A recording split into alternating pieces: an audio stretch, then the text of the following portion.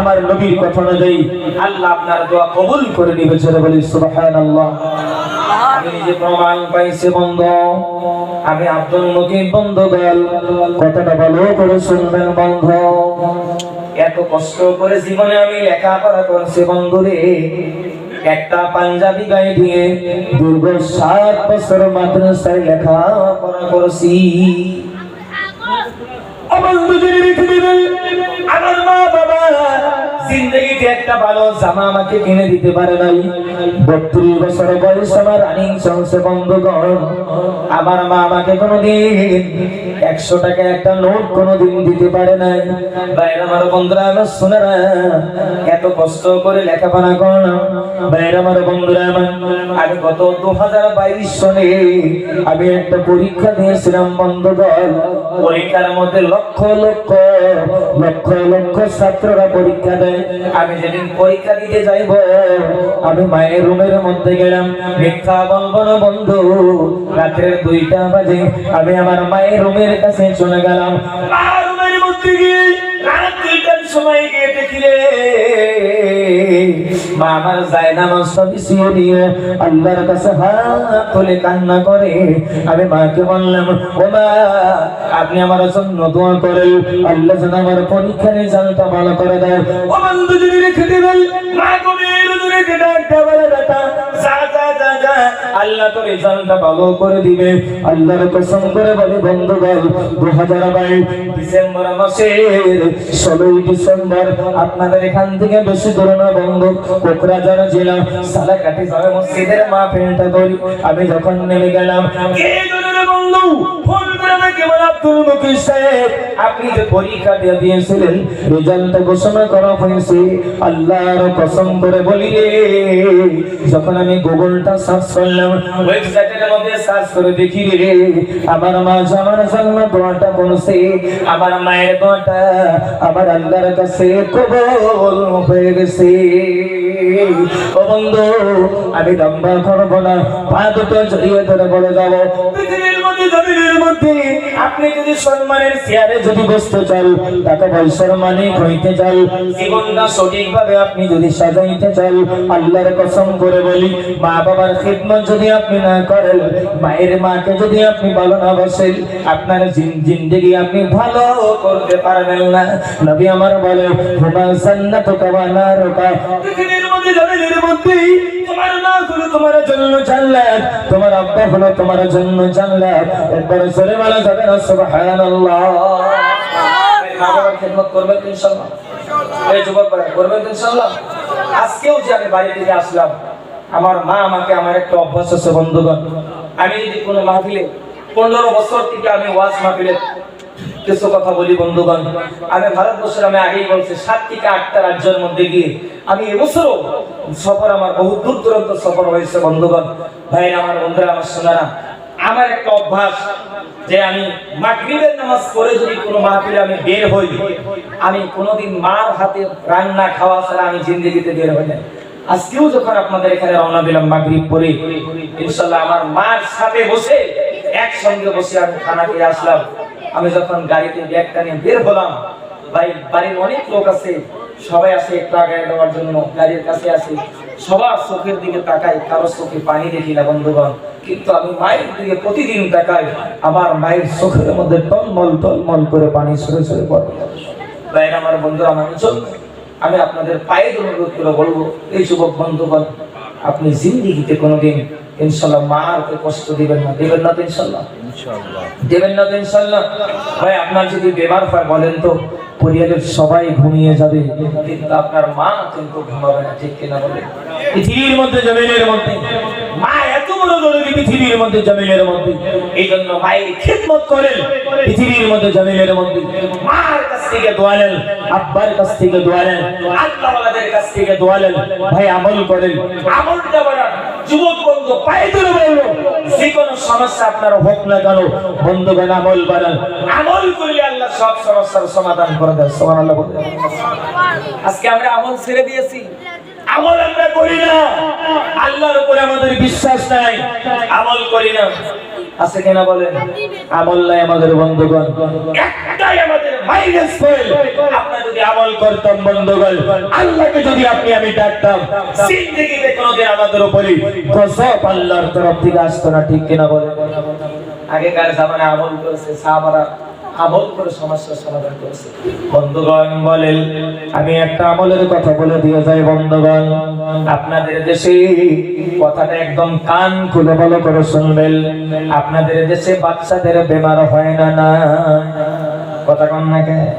ছোট ছোট বাচ্চাদের বেমার হয় না নাই বলেন? বন্ধু যদি রেখে দিবেন, ছোট ছোট বাচ্চাদের যদি বেমারটা হয়, আমরা কি করি জানেন? ডাক্তারখানাতে নেই, কবিরাজের কাছে নেই কিনা বলেন? ও বন্ধু, হযরত হাসান বসরি রাহমাতুল্লাহ আলাইহি উনি বলেন, পৃথিবীর মধ্যে জমিনের মধ্যে আমার বাচ্চার যখন বেমারটা হইতো, আমি ডাক্তারের কাছে যাইতাম না, আমি কবিরাজের কাছেও আমি যাইতাম না। সবাই ডাক দেয়া বলে, আপনি কোন জায়গাতে যাইতেন? হযরত হাসান বসরি ডাক দেয়া বলে, কি আমার বাচ্চারা যখন বেমার হয়ে যাইতো, আমি একটা আমল করতাম, নবীর একটা হাদিস আমি আমল করতাম। বলে, কি আমল আপনি করতেন? কয়, আমার বাচ্চার বেমার হইলে আমি ইস্তেগফারের আমলটা বানাইতাম, আল্লাহর কাছে আমি বেশি বেশি করে ক্ষমা চাইতাম, আল্লাহর কাছে আমি তওবা করতাম, আস্তাগফিরুল্লাহ আস্তাগফিরুল্লাহ। সবাই বলেন আস্তাগফিরুল্লাহ আস্তাগফিরুল্লাহ। আরে মুখ খুলে বলেন না, আস্তাগফিরুল্লাহ আস্তাগফিরুল্লাহ। হযরত হাসান বসরি বলে, রে জমিনের মধ্যে পৃথিবীর মধ্যে এই আমলটা যখন আমি করতাম, ইস্তেগফারের আমল যদি আমি করতাম, ইস্তেগফারের আমলের দ্বারাতে আমার আল্লাহ আমার বাচ্চার বেমার ভালো করে দিত। ভাই আমার বন্ধুরা, আমার শোনার বলেন, মায়েদেরকে বলবো, বাবা অনেক পুরুষ মানুষ আছে বন্ধু, দেখবেন বন্ধু, আপনি অনেক পরীক্ষা দেন, আপনার চাকরিটা এখনো হয় না বন্ধুগণ, আপনার বাড়িতে শান্তি আসে না বন্ধুগণ। অনেক মায়েরা স্বামী আপনাকে জ্বালায়, স্বামী আপনাকে দেখতে পারে না, স্বামীর নজরটা অন্য দিকে চলে গেছে। মায়েরা আমি একটা কথা বলে দিয়ে যাই, অনেকের বাচ্চা হয় না বন্ধুগণ, আমলটা করবেন। অনেকের বাচ্চা যদি হারিয়ে যায়, কোনো বস্তু যদি হারিয়ে যায়, আমলটা করে দেখবেন বন্ধুগণ। আল্লাহর নবী বিশ্ব নবী সাল্লাল্লাহু হাদিসের মধ্যে পাওয়া যায় বন্ধুগণ, নবীর কাছে একজন সাহাবা গিয়ে ডাকতে বলে, নবী গো, আমার একটা বাচ্চা হারিয়ে গেছে, আমার একটা সন্তান দুশমনেরা কিডন্যাপ করে নিয়েছে, আপনাদের দেশে হারায় কিনা? কথা কোন না কে? বস্তু বাহিনী হারায় না আপনাদের দেশে? হারায় কিনা বলেন? আমার বন্ধুরা, আমার নবীর সাহাবা গিয়ে বলে, হুজুর আমার বাচ্চাটাকে দুশমনেরা কিডন্যাপ করে নিয়েছে, নবী গো, কোনো দিকে রাস্তা না পেয়ে আপনার কাছে দৌড়ে দৌড়ে আসলাম, আপনি আমাকে একটা ব্যবস্থা করে দেন। ভাইরা আল্লাহর কসম করে বলি, গত 22 ডিসেম্বর কোকরাঝার জেলা, ভাইরা আমার বন্ধুরা আমার শোনেরা, কোকরাঝার জেলার মধ্যে বন্ধুগণ গোসাইগাঁও অঞ্চলে, বাংলা বাড়ি অঞ্চলে বন্ধুগণ সোনার মানিকেরা, একটা মাহফিলের মধ্যে চলে গেলাম। আমি যখন বয়ানটা স্টার্ট করলাম বন্ধুগণ, হঠাৎ করে আওয়াজটা আসলো, 20 মিনিট পরে একটা আওয়াজ কানের মধ্যে আসলো, যে একটা মহিলা মানুষ চিৎকার দিয়ে উঠছে বন্ধুগণ। প্যান্ডেলের মানুষগুলো সবাই উঠে যায়, বলে কি হয়েছে? সবাই বলে, হুজুর এই মহিলাটার একটা বাচ্চা হারিয়ে গেছে, এই মেয়েটার বাচ্চাটা 3-4 ঘন্টা হয়ে গেল, খুঁজে পাওয়া যাচ্ছে না। খুঁজতে মা জননী যখন অস্থির হয়ে গেছে, এবার কান্না আরম্ভ করে দিয়েছে। আমি বললাম, ভাইজান কেউ উঠবেন না, কেউ উঠবেন না, সবাই বসেন। আল্লাহর নবীর একটা হাদিস আমল করেন, নবীর হাদিস কোনদিন মিথ্যা হবে না ইনশাআল্লাহ। বাচ্চাটা তার মায়ের বুকের মধ্যে আল্লাহ ফিরিয়ে দিয়ে দিবে। এবং আল্লাহর কসম করে বলি, আপনারা যদি কোনোদিন যান, দেখে আসবেন, শুনে আসবেন বন্ধুগণ। 2 মিনিট 3 মিনিট হলো, আমি 10 মিনিট সময় দিয়েছিলাম, 3-4 মিনিট পরে কমিটির একজন ভাই এসে আমার কানে কানে বলে, হুজুর গো, আপনি যে আমলটা দিলেন, আমলটা আমরা সবাই আরম্ভ করলাম, সবাই আমরা করলাম, 10 মিনিট সময় লাগে নাই, মাত্র 3-4 মিনিটের মধ্যে ওই বাচ্চাটাকে আমার আল্লাহ বাচ্চাটার মায়ের কোলের মধ্যে আল্লাহ ফিরিয়ে দিয়েছে। তাও সুবহানাল্লাহ বলেন না? আমি জানি ভাই, ওয়াজ মাহফিলের মধ্যে কোরআন হাদিসের কথা বেশি চলে না, আমি জানি ভাই, কিন্তু বন্ধুগণ হক আদায় করলে গোলা গোনা নাই। ভাই আমার বন্ধুরা, আমার সোনারা, কসম করে বলে দেই বন্ধু, বেলতলা অঞ্চলের যুবক বন্ধু ভাইদেরকে আমি কসম করে বলে দেই, ভগবান যদি রেখে দিবেন আমলগুলো করেন, জিন্দেগিতে কোনোদিন সমস্যা হবে না। ভাই আমার বন্ধুরা, আমার আমলটা কি জানেন বলেন? ভাই আমার সোনার মালিকেরা জেনে রেখে দিবেন, নবীর সাহাবাগি নবীর কাছে কি বলে, নবী আমার বাচ্চাটা দুশমনেরা কিডন্যাপ করে নিয়েছে, কি করব? নবী তিনটা আমল দিলেন। জোরে বলেন কয়টা আমল? আরে জোরে কর না, কয়টা আমল? তিনটা আমল দিলেন বন্ধুগণ।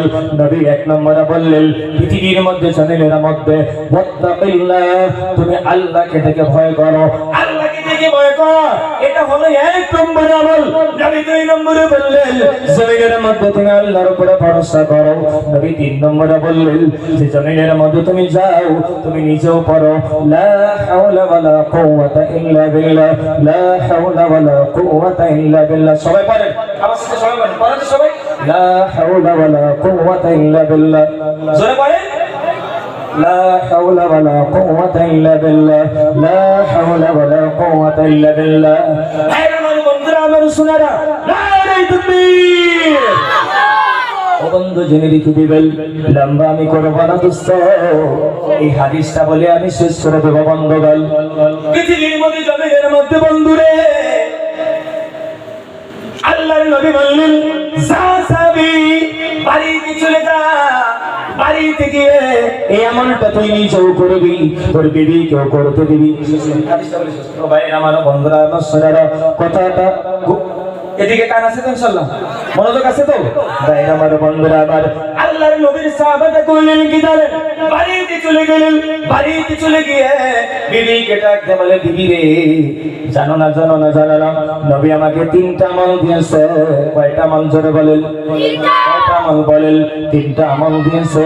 এক নম্বর আমল হলো ওয়াত্তাকিল্লাহ, আল্লাহকে দেখে ভয় করো। দুই নম্বর আমল হলো আল্লাহর উপরে ভরসা করো। তিন নম্বর আমল হলো লা হাওলা ওয়ালা কুওয়াতা ইল্লা বিল্লাহ। এটা তোমাকে উপরতে বলছে, আমাকে উপরতে বলছে। ও বন্ধু, তাফসীরে কাবীরের মধ্যে ঘটনাটা না হয়েছে বন্ধুগণ। তাফসীরে কাবীর খুলবেন, উলামায়ে কেরাম যারা আছে অবশ্যই জানে বন্ধু। আল্লাহর নবী বিশ্ব নবী আমলটা সাহাবাদেরকে দিয়ে, সাহাবাটাকে দিলেন, আমলটা শুরু করলো লা হাওলা ওয়ালা কুওয়াতা ইল্লা বিল্লাহ। এটা আমলটা শুরু করলো, 2-3 দিন 4-5 দিন আমলটা করলো। আমলটা করতে করতে করতে করতে একদিন গভীর রজনীতে দরজার গেটে কে যেন এসে বলে, আসসালামু আলাইকুম। দরজাটা খুলে দেন, সুবহানাল্লাহ, একটু জোরে করে কল। সাহাবা গভীর রজনীতে দরজাটা খুলে দেখে রে, তার যে বাচ্চাটা হারিয়ে গিয়েছিল, যে সন্তানটা দুশমনেরা কিডন্যাপ করে নিয়েছিল, ওই সন্তানটা এসে দরজার গেটে হাজির। বাচ্চাটা দরজার গেটে আছে হাজির। নবী সাহাবা বাচ্চার মুখের দিকে তাকায়, তাকিয়ে নজরকে একটু দূরে চলে গেল, বাচ্চাটার পিছনে চলে গেল। পিছনে তাকিয়ে দেখলি এই বাচ্চাটা একা আসে নাই, বাচ্চাটার পিছনে নবীর সাহাবাটার সন্তানটার পিছনে 4,040,000 বকরি ছাগল হাজির। আল্লাহর নবীর সাহাবা আমরা বলে কি করতাম, কি আমার বাচ্চাটা ফিরে এসেছে, কোটি কোটি টাকার সম্পত্তি নিয়ে এসেছে, আমরা তো বাচ্চা থেকে খুশি হয়ে যাইতাম। কিন্তু নবীর সাহাবা কইলেন কি জানেন? বাচ্চাটার হাতটা শর্ট করে ধরে নিয়ে নবীর কাছে চলে গেল। নবী এমন এমন ঘটনা, নবী বাচ্চাটাকে ডাক দিয়ে বলে, বাবা বল বল বল বল, কি হয়েছে বল। বাচ্চাটা ডাক দিয়ে বলে, নবী গো, আমাকে কিডন্যাপ করে নিয়ে গিয়ে আমাকে পাহারা দেওয়ার জন্য 3-4 জন মানুষকে নির্ধারিত করে দেওয়া হয়েছিল। কিন্তু আজকে হঠাৎ করে সন্ধ্যাবেলাতে আকাশ থেকে একটু বৃষ্টি এসে গেল, হঠাৎ করে একটু বাতাস এসে গেল। ইয়া রাসূলুল্লাহ, ইয়া হাবিবাল্লাহ, বাতাস এসে যাওয়ার পর আমাকে যারা পাহারা দেয় তারা হঠাৎ করে ঘুমিয়ে গেল। এমনি মুহূর্তে আমি বাড়ির বাইরে বেরিয়ে গেলাম। আমি যখন তাদের ঘর থেকে বাইরে বেরিয়ে গেলাম, কিন্তু নবী গো, একটা ঘটনা ঘটে গেল। ইয়া রাসূলুল্লাহ, ইয়া হাবিবাল্লাহ, আমার পাটা যখন আমি বাইরে দিলাম, আমি যখন হাঁটা শুরু করলাম, আমি আমার পিছনের দিকে তাকিয়ে দেখি কাফের বেঈমানদের যত উট ছিল, যত ছাগল ছিল, সব উট ছাগলগুলো আমার পিছে পিছে রওনা দিল। একবার জোরে বলা যাবে না সুবহানাল্লাহ? নারে তাকবীর! ও বন্ধুগণ, আমলটা করবেন 500 বার, বিকেল বেলা পড়বেন, সকাল বেলা পড়বেন, এই কালিমাটা পড়বেন, আমলটা করবেন। যত বড় সমস্যা হোক না বন্ধ, আল্লাহ আপনাকে সমাধান করিয়ে দিবে। আমলগুলো করবেন ইনশাআল্লাহ ভাই। যাও বন্ধুগণ, যা দুই চারটা আলোচনা করলাম, আমি দীর্ঘ সময় আপনাদেরকে কষ্ট দিলাম ভাইয়ের আমার, বন্ধুরা আমার, যেহেতু আপনাদেরকে আমি আগেই বলছি যে আপনাদের এই এলাকার গৌরব, আমাদের এই লয়ার আসামের গৌরব, আসাম বলবল আমার বড় ভাই, ওনাদের দিক নির্দেশনা মতেই আমি একদম ছোটবেলা থেকেই ওনারা আমার মহব্বত করে, যথেষ্ট মহব্বত উনি আমাকে করে, অনেক পরামর্শ সুলভ ভাবে কিছু কথা বলে, তিনাদের পরামর্শ মেনেই আজকে আমি হয়তো একটু দুই এক জায়গাতে যাই, আলহামদুলিল্লাহ। তো ভাই দোস্ত বুজুর্গ, আমি দীর্ঘ সময় আপনাদের সামনে আমি যে আয়াতটা তেলাওয়াত করেছিলাম, সেই আয়াতের উপরেই কিছু কথা আমি আলোচনা করছি। আমার একটাই দাবি থাকবে যুবকদের কাছে, বন্ধুত্ব যদি করেন, আল্লাহকে ভয় করার পরে আপনারা সবাই কি করবেন? নেককার আল্লাহওয়ালা আপনাদের দেশে যত ওলামায়ে কেরাম আছে বন্ধুগণ, তাদের সাথে মহব্বত রাখবেন। আর বিশেষ করে এই মক্তবটার দিকে লক্ষ্য করবেন, প্রতিটা ফ্যামিলি থেকে, পরিবার থেকে একটা করে বাচ্চায় মক্তবে পাঠিয়ে দেওয়ার জন্য আমি অনুরোধ করলাম। এতটুকু বলেই আমার ভুল ভ্রান্তি ক্ষমা চেয়ে ভাই আমি আপনাদের কাছ থেকে বিদায় নেব। আমার জন্য সবাই দোয়া করবেন। এতটুকু বলে আমি আলোচনা শেষ দিলাম। আসসালামু আলাইকুম বিন ইসলাম। জেদব